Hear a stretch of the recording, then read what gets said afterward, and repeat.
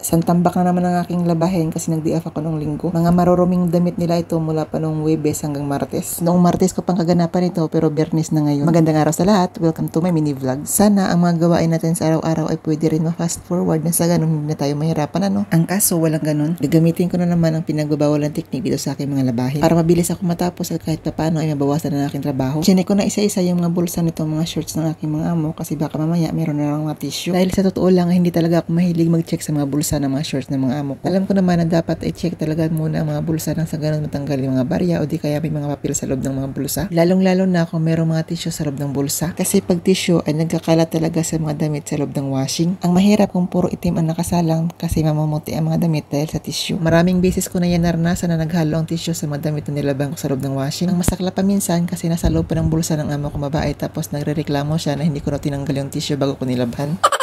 Tinatry ko na mga alalahanin pero minsan talaga nakakaligtaan ko. Mapaglaro din minsan ng tadhana kasi kung kailan pa yun nag-iingat ka, doon pa talaga pumapal. Baka magtataka kayo kung bakit pinaghalo ko itong mga puti at decolor. Wag kayong magalala kasi damit ko lang naman ang mga iyan. Binukod ko naman yung mga puti at decolor nung naglaba ako pero dahil spin ko lang naman ang mga to kaya pinagsama-sama ko na. Pag naglalaba nga pala ako ng mga damit ko ay hindi ko inahalo sa damit ng aking mga amo. Sinasabay ko sa paglalaba sa araw ng mga damit ng aking mga amo ang mga damit ko pero nakabukod naman. Wala sa rules ng mga amo ko na bawal kong gamitin ang washing machine pagdating sa aking mga damit. Marami kasing mga amo na nakabukod ang washing ng katulong kaysa sa washing ng mga amo. Yung iba nga ay nakabukod ang washing ng katulong kaysa sa washing ng mga amo. At mabuti na lang kasi hindi ganito yung mga amo ko. Ang bawal lang dito sa mga amo ko ay bawal mag-dryer lalo na pag maaraw naman. Pwede ko lang gamitin ang dryer pag maulan ang panahon. Lalo na kung nagpapalit ako ng mga kumot at mga bedsheet. Pero sa totoo lang ay hindi ko naman bet gumamit ng dryer. Paano ba naman ay gusot-gusot ang mga damit pag pinasok ko sa dryer? Lalo na pagdating sa mga bedsheet kasi sobrang loko talaga pag di-dryer. At isa sa kinagandahan dito sa mga amo ko kasi pagdating sa mga bedsheet ay hindi ko na pinaplansya. Ang mga damit lang nila panlakad, yun lang talaga ang pinapaplansya nila sa akin. Nakisama naman ang panahon dahil sa dami na aking mga sinampay ngayong araw. Haling tapat na nga pala ito nang natapos ko na itong mga labahin ko.